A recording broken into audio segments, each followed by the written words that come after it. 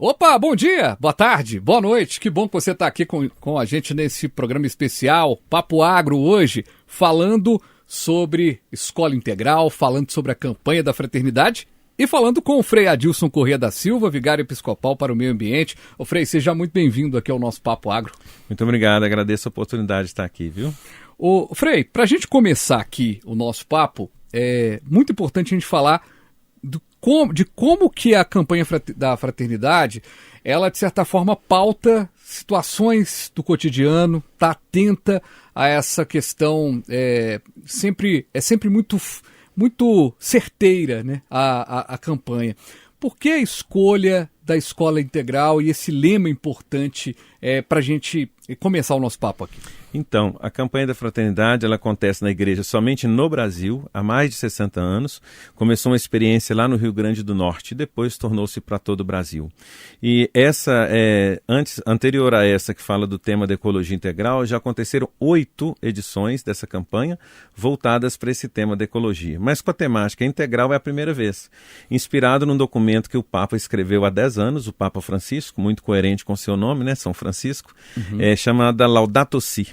Então é um primeiro documento único do magistério da igreja que fala unicamente da ecologia integral. Então ele amplia o conceito de ecologia, né? E essa proposta da campanha da fraternidade é porque ela acontece na quaresma como um caminho de conversão. A nossa conversão ela acontece no coração, mas ela tem que partir para uma prática. E a gente percebe que precisa mudar o caminho diante da ecologia integral. A agroecologia, Frei, ela tem sido uma saída, inclusive, nas grandes cidades, né? A gente já cobriu aqui, já destacou aqui no Itatiaia Agro, as hortas urbanas, as hortas comunitárias, e é muito emocionante ver algumas histórias. Por exemplo, eu tive a oportunidade de conversar com pessoas que estavam entregues até à depressão e se curaram, ou pelo menos contiveram, né? Porque existe uma grande polêmica se depressão tem cura ou não, né? Mas pelo menos tiveram ali um bom tratamento a partir do agro, tendo a agroecologia. Mas ao mesmo tempo a agroecologia ela é comercialmente talvez um pouco mais complexa de acontecer, né? Porque está longe daquela produção em série, da fome que o mundo tem de alimentos, né? De grãos e tudo mais. Como é que a gente consegue balancear isso, Frei? Então, uma das inspirações também para essa campanha é a figura de São Francisco. Ele viveu há 8 séculos atrás e na época dele não existia nem a palavra ecologia, mas ele já falava com os frades, né, Fabiano Frade. Já falava comigo, com meus pares. Frades. Isso, que quando fossem, por exemplo, pegar lenha para cozinhar, nunca derrubasse uma árvore inteira, tirava só os galhos. Quando fossem cultivar uma horta, nunca capinasse tudo. A erva daninha também tem direito a viver, e ele estava falando de uma cadeia alimentar, né, que os seres precisam. Então, o documento e a campanha da fraternidade, ela incentiva muito o pequeno agricultor. E também essas feiras urbanas que acontecem, fruto dessas hortas comunitárias, incentiva muito. Nós estamos até com um projeto da Paróquia Verde, que aconteça isso em cada paróquia, que se plante árvores, mas que se cultive também alimentos, porque a gente vive uma insegurança alimentar muito grande. E o pequeno agricultor, ele esbarra em muitas dificuldades e às vezes no final o custo do seu alimento também acaba ficando muito alto para as pessoas comprarem, né? Então tem que incentivar. Quanto mais hortas comunitárias e mais acesso às pessoas a essas hortas, eu acho que vai melhorar muito. E dentro desse processo, né, da luta ambientalista, a gente tem percebido que o agro, mesmo o agronegócio que cresce e é o principal setor, em Minas Gerais, por exemplo, é o principal setor, superou a mineração, para se ter uma ideia, tem buscado formas de transformar os processos mais sustentáveis. Talvez ainda não o ideal, mas ainda no caminho. Qual que seria, na visão de uma ecologia integral, uma agricultura que preservasse a terra, o homem, e a gente tivesse realmente algo mais producente em termos de futuro? Então, primeiro a gente também tem que pensar que a proposta da campanha é o cuidado com a casa comum, né? Então, o cuidar de todos. O cuidar do planeta é cuidar de todos nós. Então, o cuidar do alimento é cuidar da gente. O que a gente coloca na nossa boca, coloca no nosso estômago, tem uma responsabilidade muito grande sobre a nossa vida. Então, nós temos que encontrar caminhos de ter uma boa produção, alimento para todo mundo, mas também a tecnologia que ajude o alimento a ficar mais saudável. Nós não podemos comer veneno, né? Comer alimento estragado. Então, acho que valorizando cada vez mais a produção, investindo também na tecnologia, porque é preciso, no conhecimento, e distribuindo melhor, né? A distribuição também melhor da terra, onde as pessoas possam cultivar e ter uma vida harmoniosa. Eu acho que se poucas pessoas têm muito e muitas não têm nada, existe um desequilíbrio. Então acho que uma divisão, uma boa partilha, um bom cuidado da terra, o respeito à terra, né? A questão climática, isso vai contribuir para a transformação. Frei, eu quero te agradecer demais pela presença aqui. Eu acho que a gente consegue dar luz, né, colocar luz em um tema muito importante, mas eu queria muito a sua opinião também sobre um tema que a gente tem discutido muito aqui ao longo das nossas coberturas. A gente tem ouvido muito, eu acabo de vir inclusive de uma cidade de Itaguara, onde eu estava gravando uma fazenda, numa produção de doce, e que eu ouvi também isso, mas todo lugar que eu vou cobrir alguma coisa me falam da falta de mão de obra. A falta de mão de obra para fazer o trabalho ali do agro.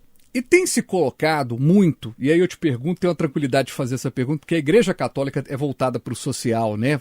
Tem um trabalho social. Mas muito se fala dos programas sociais, as pessoas que têm programas de assistência social, não estão querendo trabalhar para ganhar essa bolsa assistencial para ficar em casa, né, e não fazer o trabalho. Eu vou fazer a pergunta, não o que o senhor acha dessa posição, o senhor fica à vontade para responder o que o senhor acha se é o cenário. Mas a gente está perdendo um pouco o valor do trabalho, Frei? Você acha que quando a gente tem esse distanciamento do programa social, e só de ter uma dúvida em relação a isso, a gente está perdendo um pouquinho essa noção de servir, que é a do trabalho? Eu não sei se a gente está perdendo a noção do trabalho, mas que a gente está perdendo o sentido do valor do ser humano e, junto com isso, a dignidade do trabalho. Então, assim, a nossa cultura vai mudando, mais da metade da população do mundo ela é urbana, ela deixou de ser rural, né? E por que as pessoas estão migrando do campo para a cidade? Né? Como que a vida no campo está ficando cada vez mais difícil. As ajudas sociais que vêm são ajudas emergenciais, porque tem gente que não tem força nem para levantar um copo para tomar água, né? Então seria nisso. Agora, infelizmente, né? Tudo que a gente tenta fazer para o bem, tem gente que contorce e leva para o lado do mal, né? Algo que seria bom para ajudar, talvez por um tempo, até você se reerguer, as pessoas se acomodam naquilo. Isso, né? Talvez aí que eu volto à questão da dignidade do ser humano. Nesse sistema econômico que a gente vive também impacta muito nas nossas relações humanas, né? O Papa tem falado muito isso, criar novas maneiras de uma outra economia, de outras economias, que visam muito mais o lucro, visam muito mais o eu em si, não o nós, né? Isso vai prejudicando, acho que as nossas relações e impacta nas relações de trabalho.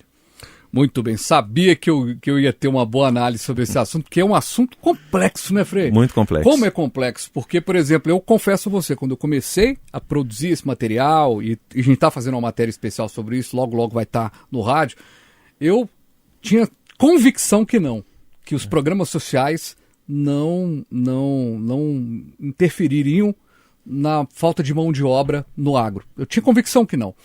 Hoje já não tenho tanta convicção, porque são tantos os relatos de pessoas, eu prefiro não trabalhar, porque eu tenho um programa social.